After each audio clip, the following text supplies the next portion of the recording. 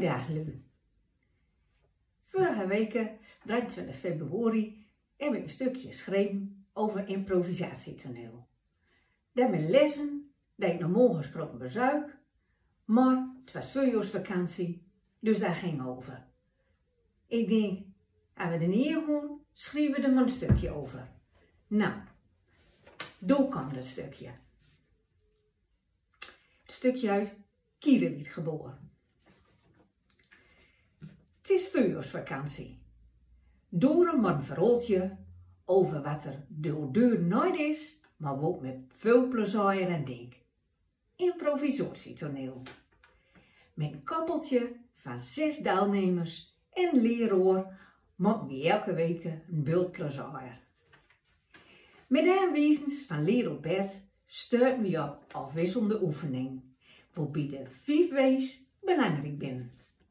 Met de 5 W's te weten wel, wat, waar, wanneer en waarom, draaien we zelf met volle fantasie een verhaal in elkaar. Zo kunnen we als ware winnaars van de bobsleewedstrijd de armen vol in de lucht gooien en onszelf voor zo'n bobslee. Of, griend, wie als een kunstgootse bij verslaggever stond, omdat de muziekdienststream van de Q bleef hangen en wie als laatste op de eindlijsten kwam. Soms hebben we het ook over tekstbeleving. De gedichten van Tom Tellegen zijn een favoriet bij Bert. Momenteel werken we eraan om de tekst over een eekhoorn en een olifant die een bos op elkaar botsen te verbeelden. 2 aan 2, dan de olifant, dan de eekhoorn. We hebben geen verkleed klaar of gezelschap, zoals bij een musical.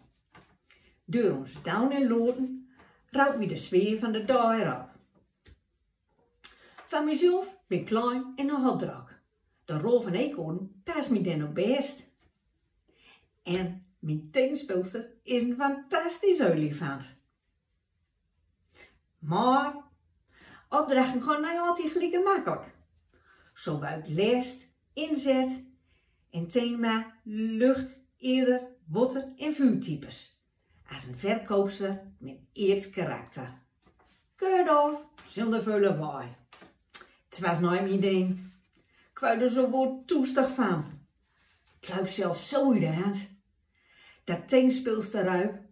Tim houdt het toneel is en het echt kwam nooit meer bij die in de zoek. Als het thuis kwam, heb ik wel even een afzakkertje nodig. En ik moet oppassen dat ik de volgende dag nooit als eekhoorn op 2 grond heb. Collega's kijken me met volle verbozen aan en ik vertel hoe het zo kan.